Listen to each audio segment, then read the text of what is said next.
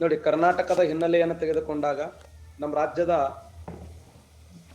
ಒಂದು ಹಿನ್ನೆಲೆ, ಕರ್ನಾಟಕ ರಾಜ್ಯದ ಐತಿಹಾಸಿಕ ಹಿನ್ನೆಲೆಯನ್ನು ತೆಗೆದುಕೊಂಡಾಗ, ಕರ್ನಾಟಕ ಅನ್ನುವಂಥ ಪದದ ಉತ್ಪತ್ತಿಯನ್ನು ತೆಗೆದುಕೊಂಡಾಗ ಪ್ರಾಚೀನ ಕಾಲದಲ್ಲಿ ಇದನ್ನ ಏನು ಕರೀತಾರೆ ಕರುನಾಡು ಅಂತ ಕರೀತಿದ್ರು.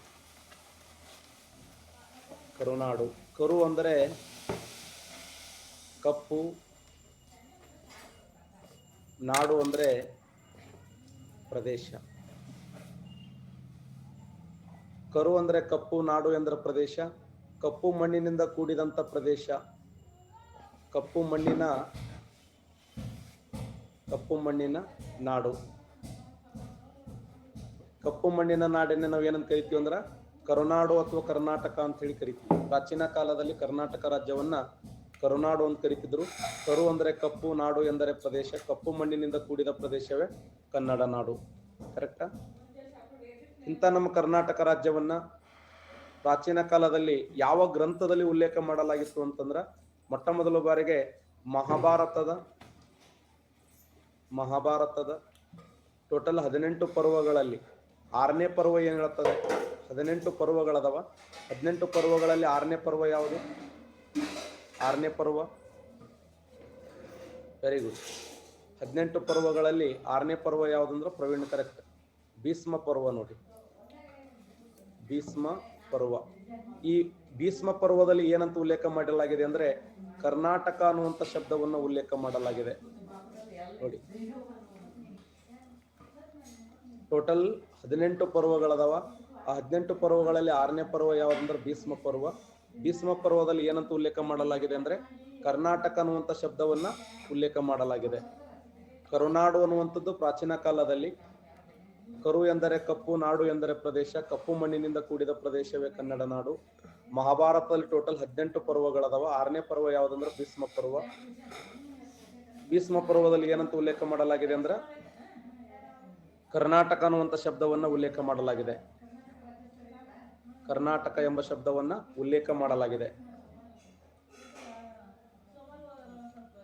ಇಂಥ ನಮ್ಮ ಕರ್ನಾಟಕ ರಾಜ್ಯವನ್ನ ತಮಿಳು ಸಾಹಿತ್ಯವನ್ನು ತೆಗೆದುಕೊಂಡಾಗ, ತಮಿಳು ಸಾಹಿತ್ಯ ಯಾವುದಂದ್ರೆ ಇಳಂಗೋಡಿಗಲ್ಲರು ಬರೆದಂತ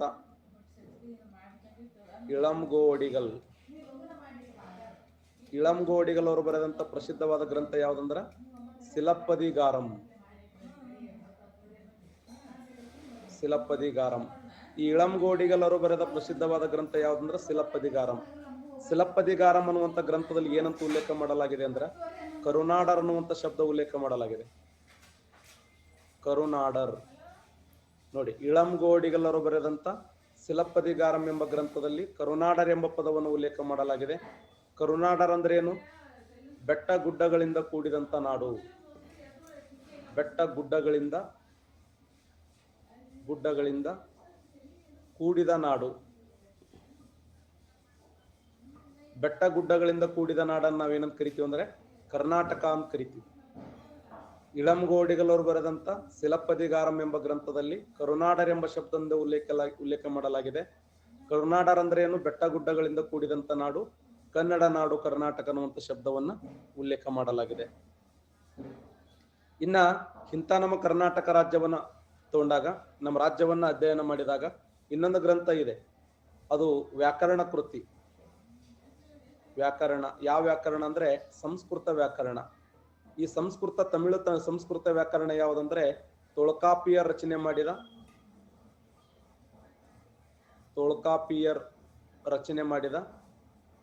ತೊಳ್ಕಾಪಿಯಂ. ತೊಳ್ಕಾಪಿಯ ರಚನೆ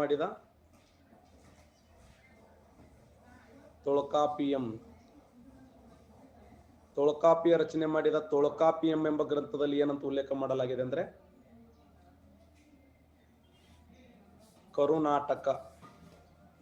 ಕರುನಾಟಕ ಎಂಬ ಶಬ್ದವನ್ನು ಉಲ್ಲೇಖ ಮಾಡಲಾಗಿದೆ. ಇನ್ನ ಬಾದಾಮಿಯ ಚಾಲುಕ್ಯರ ಕಾಲದಲ್ಲಿ ಕರ್ನಾಟಕ ಸೈನ್ಯವನ್ನು ಏನಂತ ಕರೀತಿದ್ರು ಹೇಳಿ ನೋಡೋಣ. ಬಾದಾಮಿಯ ಚಾಲುಕ್ಯರ ಕಾಲದ ಸೈನ್ಯವನ್ನ, ಸೂಪರ್, ಎಸ್ ಬಿ ಅವರೇ correct answer. Praveena correct, yes, very good. ಬಾದಾಮಿಯ ಚಾಲುಕ್ಯರ ಕಾಲದಲ್ಲಿ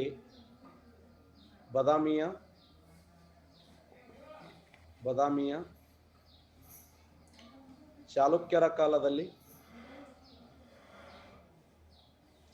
ಕಾಲದಲ್ಲಿ ಏನಂತ ಕರೀತಿದ್ರಂದ್ರ ಕರ್ನಾಟ ಬಲ ಅನ್ನುವಂತ ಹೆಸರಿಂದ ಕರೀತಿದ್ರು ನೋಡಿ. ಕರ್ನಾಟ ಬಲ. ನಮ್ಮ ಕರ್ನಾಟಕ ರಾಜ್ಯವನ್ನು ಯಾವ ಹೆಸರಿಂದ ಕರೆದರಂದ್ರ ಬಾದಾಮಿಯ ಚಾಲುಕ್ಯರ ಕಾಲದಲ್ಲಿ ಕರ್ನಾಟ ಬಲ ಅನ್ನುವಂತ ಒಂದು ಹೆಸರಿನಿಂದ ನಮ್ಮ ರಾಜ್ಯವನ್ನು ಕರೆದರು. ಕರ್ನಾಟ ಬಲ. ಬಾದಾಮಿಯ ಚಾಲುಕ್ಯರ ಕಾಲದಲ್ಲಿ ಕರ್ನಾಟಕ ರಾಜ್ಯವನ್ನ ಕರ್ನಾಟ ಬಲ ಅನ್ನುವಂತ ಹೆಸರಿನಿಂದ ಕರೆಯಲಾಯಿತು. ಹೀಗೆ ನಮ್ಮ ರಾಜ್ಯವನ್ನ ಬೇರೆ ಬೇರೆ ಹೆಸರುಗಳಿಂದ ನಮ್ಮ ರಾಜ್ಯವನ್ನ ವಿಜಯನಗರ ಸಾಮ್ರಾಜ್ಯ ಅಂತ ಕರೆದರು. ನಮ್ಮ ರಾಜ್ಯವನ್ನ ಬಹುಮನಿ ಸಾಮ್ರಾಜ್ಯ ಅಂತ ಕರೆದರು. ಕರ್ನಾಟಕ ರಾಜ್ಯವನ್ನ ಮೈಸೂರು ಸಾಮ್ರಾಜ್ಯ ಅಂತ ಕರೆದರು. ಮೈಸೂರು ರಾಜ್ಯವನ್ನ ಕರ್ನಾಟಕ ಎಂದು ಮರುನಾಮಕರಣ ಮಾಡಿದ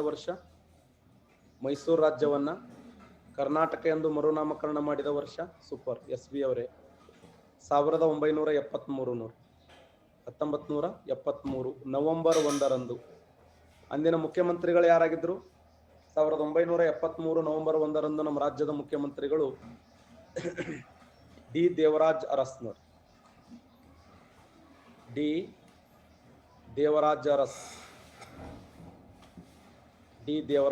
ಅಂದಿನ ಕರ್ನಾಟಕ ರಾಜ್ಯದ ಮುಖ್ಯಮಂತ್ರಿಗಳು ಯಾರಾಗಿದ್ದರಂದ್ರ ಡಿ ದೇವರಾಜ್ ಅರಸರು ನಮ್ಮ ರಾಜ್ಯದ ಮುಖ್ಯಮಂತ್ರಿಗಳಾಗಿ ಸೇವೆಯನ್ನು ಮಾಡ್ತಾ ಇದ್ರು.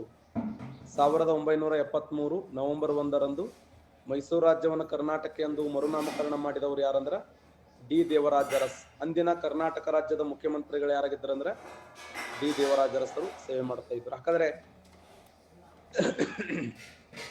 ಕರ್ನಾಟಕದ ಮೊದಲ ಮುಖ್ಯಮಂತ್ರಿ ಯಾರು? ಅಮರೇಗೌಡ್ರೆ. ಇರ್ತದೆ, ರೆಕಾರ್ಡೆಡ್ ಕ್ಲಾಸ್ಗಳು ಇರ್ತವೆ. Very good. KC ರೆಡ್ಡಿ ನೋಡಿ. ಕ್ಯಾಸಂಬಳ್ಳಿ ಚೆಂಗಲ್ರಾಯ ರೆಡ್ಡಿ. ಕರ್ನಾಟಕ ರಾಜ್ಯದ ಮೊದಲ ಮುಖ್ಯಮಂತ್ರಿಗಳು ಯಾರಂದ್ರ KC ರೆಡ್ಡಿ. ಹಾಗಾದ್ರೆ KC ರೆಡ್ಡಿ ನಮ್ಮ ರಾಜ್ಯದ ಮುಖ್ಯಮಂತ್ರಿ ಆದಂತ ವರ್ಷ ಯಾವುದಂದ್ರ 1947 ಅಕ್ಟೋಬರ್ 24 ನೋಡಿ. 1947 ಅಕ್ಟೋಬರ್ 24ರಂದು ಕ್ಯಾಸಂಬಳ್ಳಿ ಚೆಂಗಲ್ರಾಯ ರೆಡ್ಡಿ.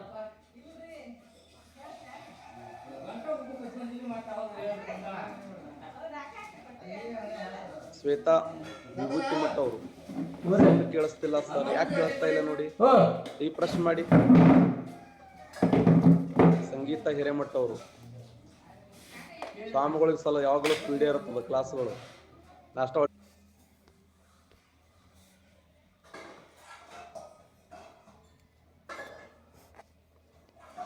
1947 ಅಕ್ಟೋಬರ್ 24ನೇ ತಾರೀಕ ಈ ರಾಜ್ಯದ ಮುಖ್ಯಮಂತ್ರಿಯಾಗಿ ಅಧಿಕಾರವನ್ನು ಸ್ವೀಕಾರ ಮಾಡಿದವರು KC ರೆಡ್ಡಿ, ಕ್ಯಾಸಂಬಳ್ಳಿ ಚೆಂಗಲ್ರಾಯ ರೆಡ್ಡಿ.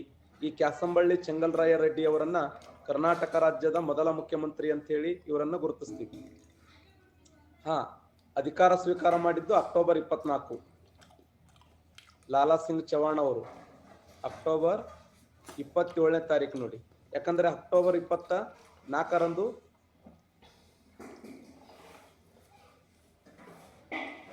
ಇಲ್ಲ ಎರಡು ಕರೆಕ್ಟ್ ಆತೋಪಿ. ಯಾವ್ರವರು ಕರೆಕ್ಟ್ ಇದೆ, ಎರಡು ಕರೆಕ್ಟ್ ಇದೆ.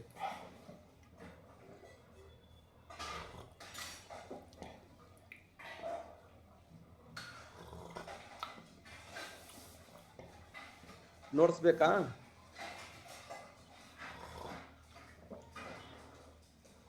ಸಂಗೀತ ನೋಟ್ಸ್ ಕೊಡ್ತೇನೆ. ಓಕೆ.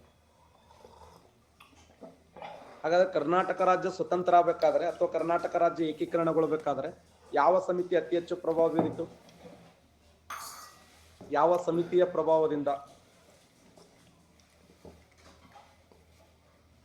Super, excellent. ಯಾವ ಸಮಿತಿಯ ಪ್ರಭಾವದಿಂದ ಅಂದ್ರ ಫಜಲ್ ಅಲಿ ಆಯೋಗ ನೋಡಿ.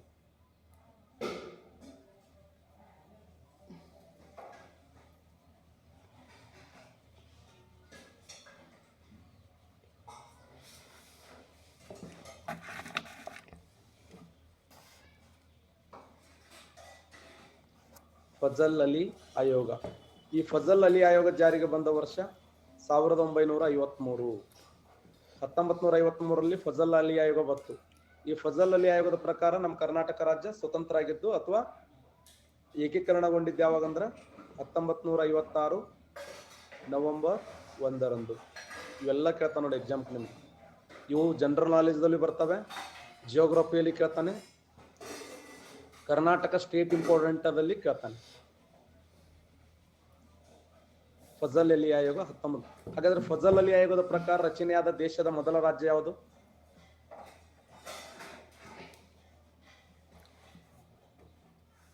Super, excellent, Andhra Pradesh. ನೋಡಿ, ಫಜಲ್ ಅಲಿ ಆಯೋಗದ ಪ್ರಕಾರ ರಚನೆಯಾದ ದೇಶದ ಮೊದಲ ರಾಜ್ಯ ಯಾವುದಂದ್ರ ಆಂಧ್ರ ಪ್ರದೇಶ್.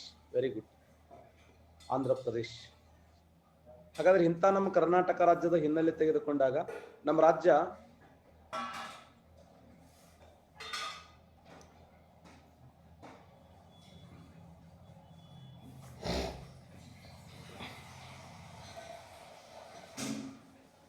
ರಾಜ್ಯ ಭೂಮಿಯ ಮೇಲೆ ಯಾವ ಸ್ಥಳದಲ್ಲಿ ಇದೆ ಅನ್ನೋಣ ಹೇಳಿ. ಕರ್ನಾಟಕ ರಾಜ್ಯ ಇದೆಯಲ್ಲ, ಭೂಮಿಯ ಮೇಲೆ ಯಾವ ಭಾಗದಲ್ಲಿ ಬರ್ತದೆ? ಕರ್ನಾಟಕ ರಾಜ್ಯ ಎ ಭಾಗದಲ್ಲಿದೆ, ಬಿ ಭಾಗದಲ್ಲಿದೆ, ಸಿ ಭಾಗದಲ್ಲಿದೆ, ಡಿ ಭಾಗದಲ್ಲಿದೆ. ಯಾವ ಭಾಗದಲ್ಲಿದೆ?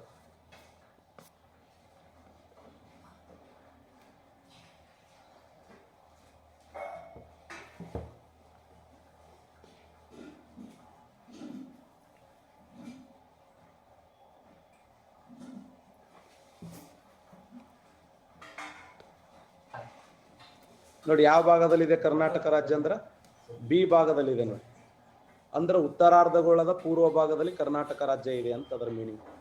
ಉತ್ತರಗೋಳದ ಪೂರ್ವ ಭಾಗದಲ್ಲಿ, ಉತ್ತರಾರ್ಧಗೋಳದ ಪೂರ್ವ ಭಾಗದಲ್ಲಿ ಕರ್ನಾಟಕ ರಾಜ್ಯ ಇದೆ. ಇನ್ ನಾರ್ದರ್ನ್ ಹೆಮಿಸ್ಫಿಯರ್ ಈಸ್ಟರ್ನ್ ಪಾರ್ಟ್ ಅಂತ ಕರಿತೀವಿ. ಉತ್ತರಾರ್ಧಗೋಳದ ಪೂರ್ವ ಭಾಗ ಇದು ಬಿ. ಉತ್ತರಾರ್ಧಗೋಳದ ಪೂರ್ವ ಭಾಗದಲ್ಲಿ ಕರ್ನಾಟಕ ರಾಜ್ಯ ಇದೆ. ಓಕೆ, ಇಂಥ ನಮ್ಮ ಕರ್ನಾಟಕ ರಾಜ್ಯ ಯಾವ ಅಕ್ಷಾಂಶಗಳ ಮಧ್ಯೆ ಹಂಚಿಕೆಯಾಗಿದೆ ಅಂತಂದ್ರ ಕರ್ನಾಟಕ ರಾಜ್ಯ 11.31 ಉತ್ತರ ಅಕ್ಷಾಂಶದಿಂದ 18.45 ಉತ್ತರ ಅಕ್ಷಾಂಶಗಳ ಮಧ್ಯೆ ಹಂಚಿಕೆಯಾಗಿದೆ. ಕರ್ನಾಟಕ ರಾಜ್ಯ ಯಾವ್ಯಾವ ಅಕ್ಷಾಂಶಗಳ ಮಧ್ಯೆ ಹಂಚಿಕೆಯಾಗಿದೆ ಅಂದ್ರ 11.31. ಯಾಕಂದ್ರೆ ಉತ್ತರಾರ್ಧಗೋಳದಲ್ಲಿ ಕರ್ನಾಟಕ ರಾಜ್ಯ ಇದೆ. ಉತ್ತರಾರ್ಧಗೋಳದಲ್ಲಿ ಕರ್ನಾಟಕ ರಾಜ್ಯ ಇದೆ ಅಂತಂದ್ರ ಇದು ನೋಡಿ, ಇದು ಸಮಭಾಜಕ ವೃತ್ತ. ಇದು ಸಂಭಾಜಕ ವೃತ್ತದಿಂದ 1 ಉತ್ತರ ಅಕ್ಷಾಂಶ, 2 ಉತ್ತರ ಅಕ್ಷಾಂಶ, 3 ಉತ್ತರ ಅಕ್ಷಾಂಶ. ಉತ್ತರಾರ್ಧಗೋಳದಲ್ಲಿ ಎಷ್ಟು ಅಕ್ಷಾಂಶಗಳದಂದ್ರ ಸುಮಾರು 90 ಉತ್ತರ ಅಕ್ಷಾಂಶಗಳು, ದಕ್ಷಿಣದಲ್ಲಿ 90 ದಕ್ಷಿಣ ಅಕ್ಷಾಂಶಗಳು, ಮಧ್ಯದಲ್ಲಿ 0 ಡಿಗ್ರಿ ಅಕ್ಷಾಂಶ. 0 ಡಿಗ್ರಿ ಅಕ್ಷಾಂಶಕ್ಕಿರುವಂತೆ ಇನ್ನೊಂದು ಹೆಸರೇ ಸಮಭಾಜಕ ವೃತ್ತ ಅಂತ ಕರಿತೀವಿ. ಸಮಭಾಜಕ ವೃತ್ತ ಅಂದ್ರೂ ಒಂದೇ, 0 ಡಿಗ್ರಿ ಅಕ್ಷಾಂಶ ಅಂದ್ರೂ ಒಂದೇ. ಇದಕ್ಕೆ ITCZ ಅಂತ ಕರೀತಾರೆ. ITCZ ಅಂದ್ರೆ ಏನು? ಇಂಟರ್ ಟ್ರಾಫಿಕಲ್ ಕನ್ವರ್ಜೆನ್ಷನ್ ಝೋನ್ ಅಂತ ಕರಿತೀವಿ. ITCZ ಇದರ ಮೀನಿಂಗ್ ಏನಂದ್ರೆ ಇಂಟರ್ ಟ್ರಾಫಿಕಲ್ ಕನ್ವರ್ಜೆನ್ಷನ್ ಝೋನ್. ಹಾಗಾದ್ರೆ ಈ 0 ಡಿಗ್ರಿಯಿಂದ ಉತ್ತರದಲ್ಲಿ 1, 2, 3 ಈ ತರ ನಾವು ಎಣಿಕೆ ಮಾಡ್ತಾ ಹೋಗ್ತೀವಿ. ನಮ್ಮ ಕರ್ನಾಟಕ ರಾಜ್ಯ ಎಲ್ಲಿಂದ ಪ್ರಾರಂಭ ಆಗ್ತದೆ ಅಂದ್ರೆ 11.31 ಆರಂಭ ಆಗಿ 18.45 ಎಂಡ್ ಆಗ್ತದೆ. ಹೌದಾ ಅಲ್ಲ? ಹಾಗಾದ್ರೆ 11.31 ನಮ್ಮ ಅಕ್ಷಾಂಶ ಯಾವ ಸ್ಥಳದಲ್ಲಿದೆ ಅಂದ್ರೆ ಬೀದರ್ ಜಿಲ್ಲೆಯ ಔರಾ ತಾಲೂಕಿನ ಮುಖೇಡ್ ಅನ್ನುವಂಥ ಸ್ಥಳ. ನೋಡಿ, ಬೀದರ್ ಜಿಲ್ಲೆಯ ಔರಾ ತಾಲೂಕಿನ ಮುಖೇಡ್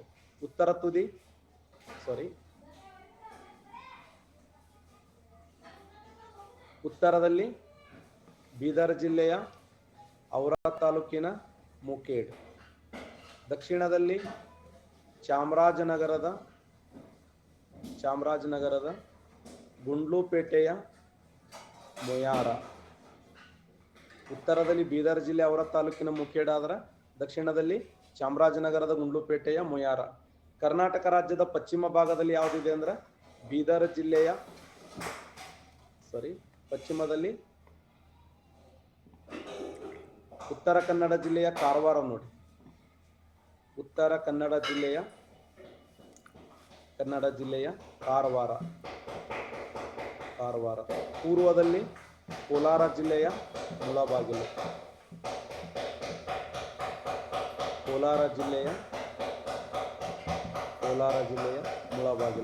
ಇದು ಉತ್ತರ ತುದಿ, ದಕ್ಷಿಣ ತುದಿ, ಪಶ್ಚಿಮ ತುದಿ, ಪೂರ್ವ ತುದಿ.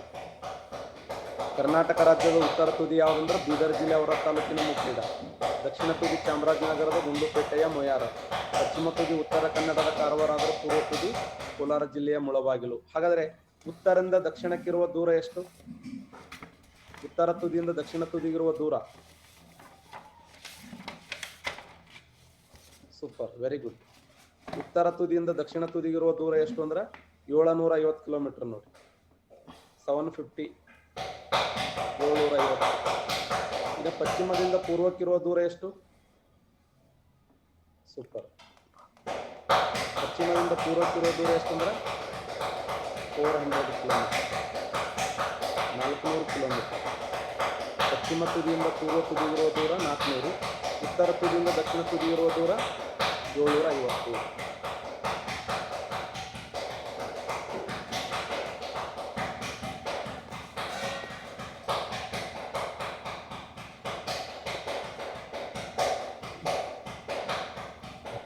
ಏನು ಮಾಡಕ್ಕಾಗಲ್ಲ. ಪಶ್ಚಿಮ ತುದಿ ಉತ್ತರ ಕನ್ನಡದ ಕಾರವಾರ, ಪೂರ್ವ ತುದಿ ಕೋಲಾರ ಮುಳಬಾಗಿಲು. ನೋಡಿ ಅಷ್ಟು ಖುಷಿ ಪಡ್ತಾರ ನೋಡಿ ಎಲ್ಲರೂ.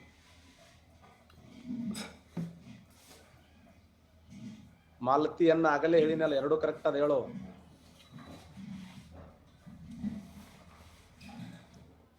ನೋಡಿ, ಉತ್ತರದಿಂದ ದಕ್ಷಿಣಕ್ಕೆ 750 ಇದ್ರೆ ಪಶ್ಚಿಮದಿಂದ ಪೂರ್ವಕ್ಕೆ 400 ಕಿಲೋಮೀಟರ್ ಇದೆ.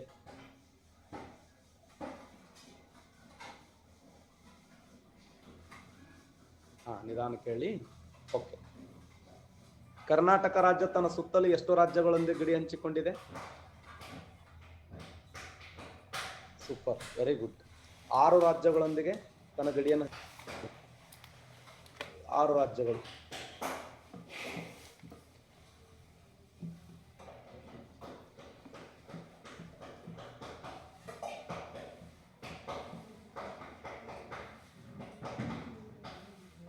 ಈಗ ಕರ್ನಾಟಕ ರಾಜ್ಯ ಇದೆಯಲ್ಲ, ಇದು ನೋಡಿ. ನಮ್ಮ ರಾಜ್ಯ ನೋಡಲು ಯಾವ ಆಕಾರದಲ್ಲಿ ಇದೆ ಅಂದ್ರೆ ಗೋಡಂಬಿ ಆಕಾರದಲ್ಲಿ ಕರ್ನಾಟಕ ರಾಜ್ಯ ಕಂಡುಬರುತ್ತೆ.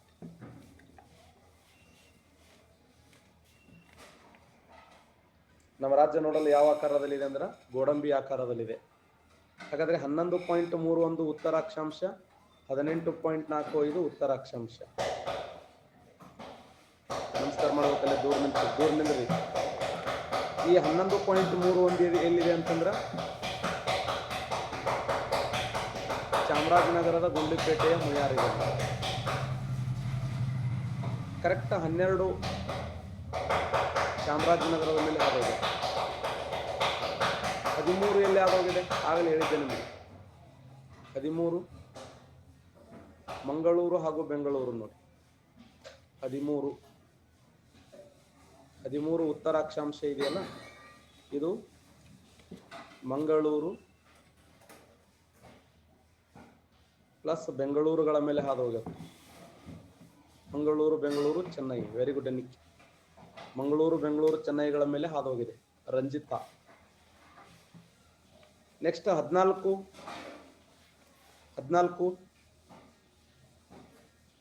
ಶಿವಮೊಗ್ಗ ನೋಡಿ. 14 ಎಲ್ಲಿ ಹಾದು ಹೋಗಿದೆ ಅಂದ್ರೆ ಶಿವಮೊಗ್ಗ.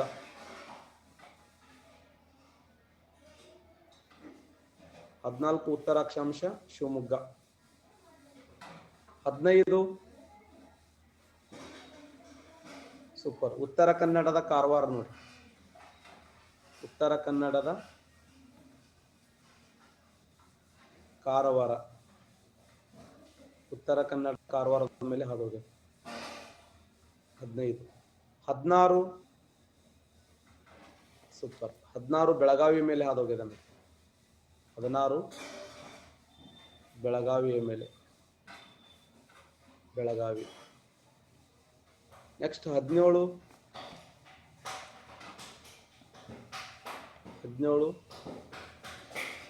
ವಿಜಯಪುರದ ಮೇಲೆ ಹಾದು ಹೋಗಿದೆ.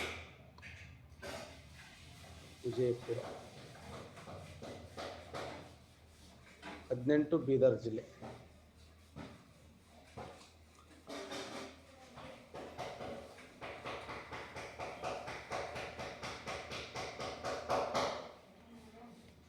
ಬೀದರ್.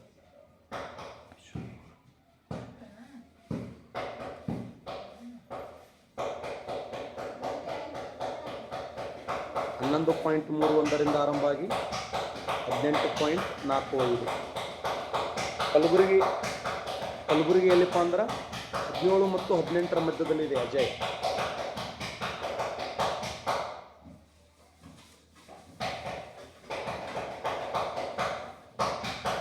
ಬರ್ಕೊಳ್ರಿ ಅವು.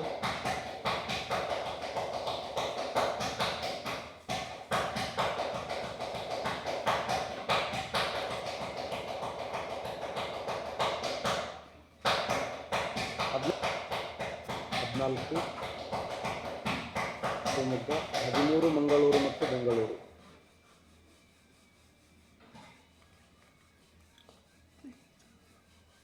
ಬರೆದು ಬಿಡಲಿ, ಇಲ್ಲಿ ಬರಿತೀನಿ. 11.31 ಚಾಮರಾಜನಗರದ ಗುಂಡ್ಲುಪೇಟೆಯ ಮೊಯಾರ. ಓಕೆ. 13 ಬೆಂಗಳೂರು, ಮಂಗಳೂರು, ಚೆನ್ನೈ. 14 ಶಿವಮೊಗ್ಗ. 15 ಉತ್ತರ ಕನ್ನಡದ ಕಾರವಾರ. 16 ಬೆಳಗಾವಿ. 17 ವಿಜಯಪುರ. 18 ಬೀದರ್. 18.45 ಬೀದರ್ ಜಿಲ್ಲೆ ಔರಾದ ತಾಲೂಕಿನ ಓಕೆನಾ. 11.31 ಚಾಮರಾಜನಗರದ ಗುಂಡ್ಲುಪೇಟೆಯ ಮೊಯಾರ. 13 ಬೆಂಗಳೂರು, ಮಂಗಳೂರು, ಚೆನ್ನೈ. 14 ಶಿವಮೊಗ್ಗ. 15 ಉತ್ತರ ಕನ್ನಡದ ಕಾರವಾರ. 16 ಬೆಳಗಾವಿ. 17 ವಿಜಯಪುರ. 18 ಬೀದರ್. 18.45 ಬೀದರ್ ಜಿಲ್ಲೆ ಔರಾದ ತಾಲೂಕಿನ ಮುಖ್ಯ. 12 ಏನು ಬೇಡ, ಸುಧಾ ನಾಯಕ. 12 ತೊಗೊಂಡು ಏನು ಮಾಡ್ತೀವಿ, ಬರ್ಕೋ. 12 ಚಾಮರಾಜನಗರ.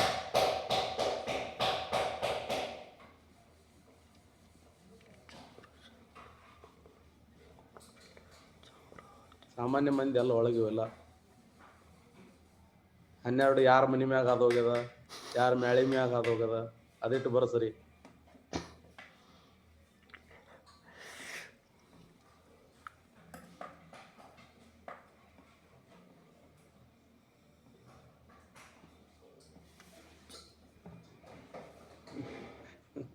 ಎಷ್ಟು ಖುಷಿ ಪಡ್ತಾರ ಅವರು. ಸುಮ್ ನೋಟ್ಸ್ ಮಾಡ್ಕೊಡ್ರಿ ಇಲ್ಲಿ ಮೊದಲ.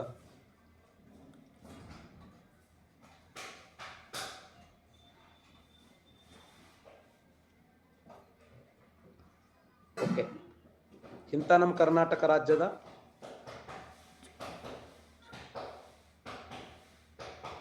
ಎಷ್ಟು ರಾಜ್ಯಗಳೊಂದಿಗೆ ತನ್ನ ಗಡಿ ಹಂಚಿಕೊಂಡಿದೆ ಅಂದ್ರೆ ಟೋಟಲ್ 6 ರಾಜ್ಯಗಳೊಂದಿಗೆ ಗಡಿ ಹಂಚಿಕೊಂಡಿದೆ. 6 ರಾಜ್ಯಗಳು ಯಾವಂದ್ರೆ ಉತ್ತರದಲ್ಲಿ ಮಹಾರಾಷ್ಟ್ರ ಇದೆ, ದಕ್ಷಿಣದಲ್ಲಿ ತಮಿಳುನಾಡಿದೆ, ಪಶ್ಚಿಮದಲ್ಲಿ ಅರಬ್ಬಿ ಸಮುದ್ರ ಇದೆ, ಪೂರ್ವದಲ್ಲಿ ಆಂಧ್ರ ಪ್ರದೇಶ ಇದೆ, ವಾಯುವ್ಯದಲ್ಲಿ ಗೋವಾ ಇದೆ ನೋಡಿ, ಗೋವಾ ಇದೆ, ಈಶಾನ್ಯದಲ್ಲಿ ತೆಲಂಗಾಣ ಇದೆ, ತೆಲಂಗಾಣ, ನೈಋತ್ಯದಲ್ಲಿ ಕೇರಳ ರಾಜ್ಯ ಇದೆ, ಕೇರಳ,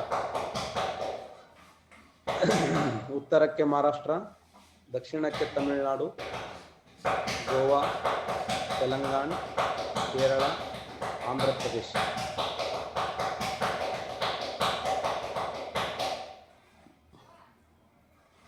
ಬರ್ಕೊಳ್ರಿ. ನಮ್ಮ ರಾಜ್ಯ ಕರ್ನಾಟಕ ರಾಜ್ಯ ಎಷ್ಟು ರಾಜ್ಯಗಳೊಂದಿಗೆ ಗಡಿ ಹಂಚಿಕೊಂಡಿದೆ ಅಂತ ಕೇಳ್ತಾನೆ. ಟೋಟಲ್ 6 ರಾಜ್ಯಗಳೊಂದಿಗೆ ಗಡಿಯನ್ನು ಹಂಚಿಕೊಂಡಿದೆ.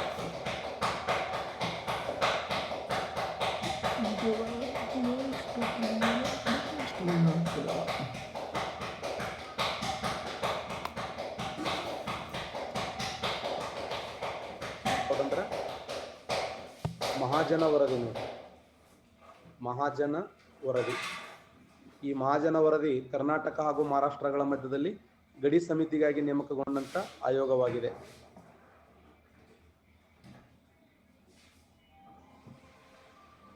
ಗಡಿ ಸಮಿತಿ ಆಂಧ್ರ ಪ್ರದೇಶ ಮತ್ತು ಕರ್ನಾಟಕ ರಾಜ್ಯಗಳ ಮಧ್ಯದಲ್ಲಿ ಗಡಿ ಸಮಿತಿಗಾಗಿ ನೇಮಕಗೊಂಡಂತ ಆಯೋಗ ಯಾವುದು?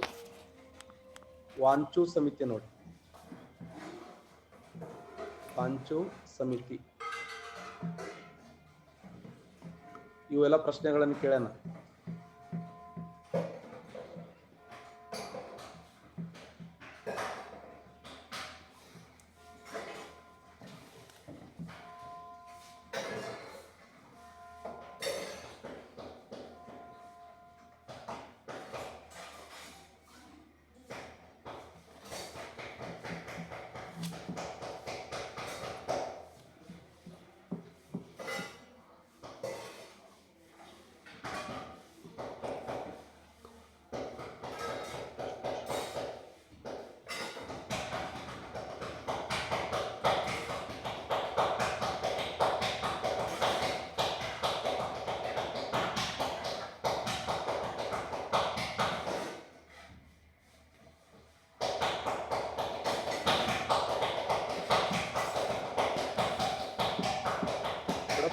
ಆಂಧ್ರ ಪ್ರದೇಶ, ವಾಯುವ್ಯದಲ್ಲಿ ಗೋವಾ. ಒಂದೊಂದು ರಾಜ್ಯಗಳು ಒಂದೊಂದು ಜಗಳ ಮಾಡ್ತವೆ, ನಮ್ಗೆ ಆ ರಾಜ್ಯ ಬೇಕು ಈ ರಾಜ್ಯ ಬೇಕು ಅಂತೇಳಿ ಒಂದು ವೈಶಿಷ್ಟ್ಯಗಳಿಂದ ಕೂಡ್ಯಾವ.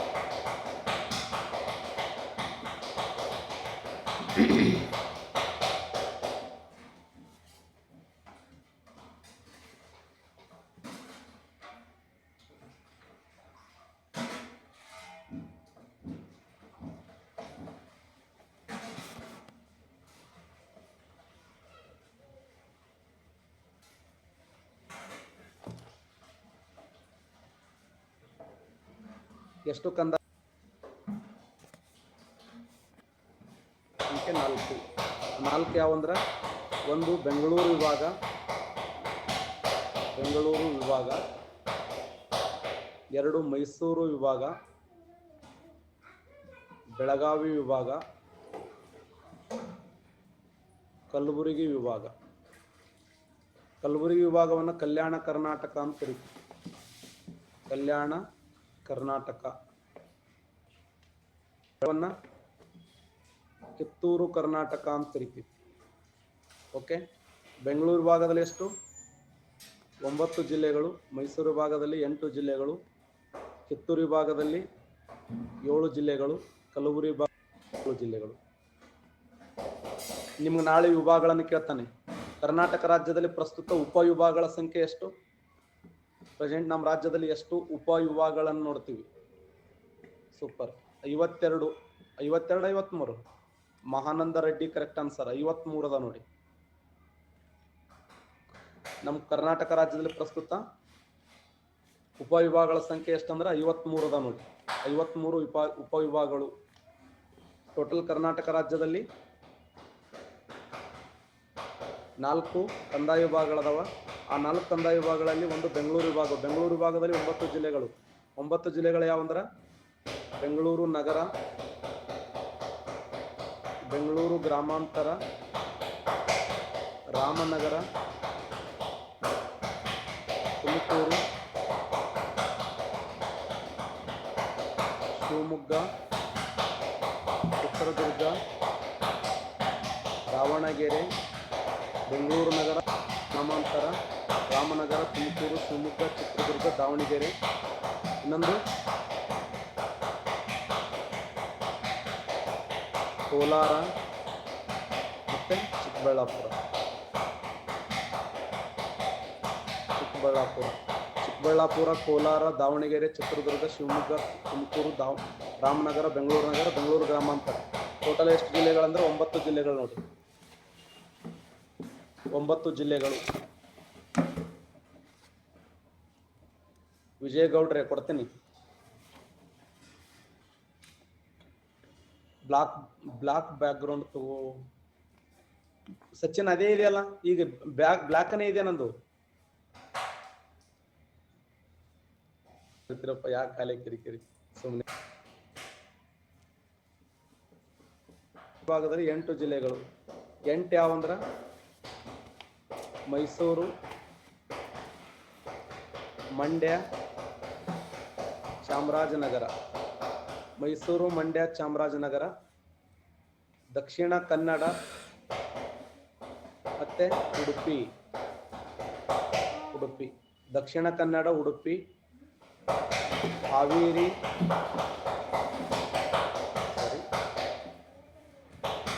ಹಾಸನ್, ಕೊಡಗು ಮತ್ತೆ ಚಿಕ್ಕಮಗಳೂರು.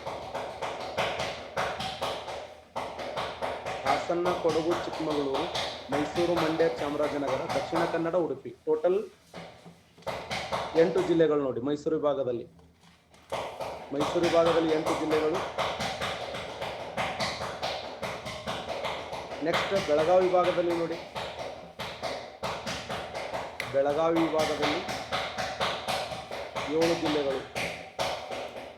7 ಯಾವಂದ್ರ, Belagavi number 1, number 2 Vijayapura, number 3 Belagavi, Vijayapura, Bagalkot, Hubballi, Dharwad, Hubballi Dharwad. 5 Gadag. 6 Haveri Gadag Hubballi Dharwad Bagalkote Vijayapura Belagavi. Number 7 Uttara Kannada Haveri Gadag Hubballi Dharwad Bagalkote Vijayapura Belagavi.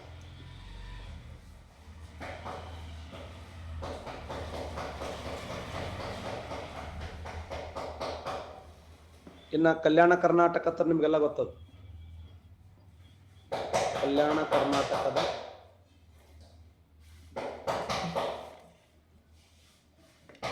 ಜಿಲ್ಲೆಗಳು 7 ಜಿಲ್ಲೆಗಳು. ಬೀದರ್, ಕೊಪ್ಪಳ,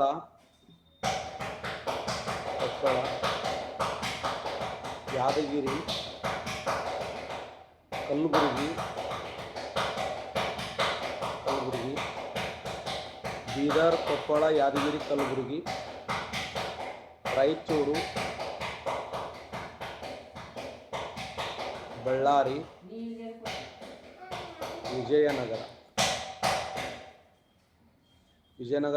ರಾಯಚೂರು. ಕಲ್ಯಾಣ ಕರ್ನಾಟಕದ ಅಂಜಲಿ 1ನೇ ಟಾಪಿಕ್ ಇದು ಚಾಪ್ಟರ್ ನಂಬರ್ 1. 1ನೇ ಚಾಪ್ಟರ್ದಲ್ಲಿ ಮಾತಾಡ್ತಾ ಇರೋದು ನಾನು. ಈಗ ನೋಡು, 1ನೇ ಚಾಪ್ಟರ್ ಇಂದ ಪ್ರಾರಂಭ ಮಾಡೀನಿ. ನೀವು ಕ್ಲಾಸ್ ಈಗ ಬಂದಿರೋಕೆ ಮೋಸ್ಟ್ಲಿ ಇಲ್ಲ ನೋಡಿ, ಸಿಲೆಬಸ್ ಬರ್ಸಿ ನೋಡಿ ಇಲ್ಲಿಗ.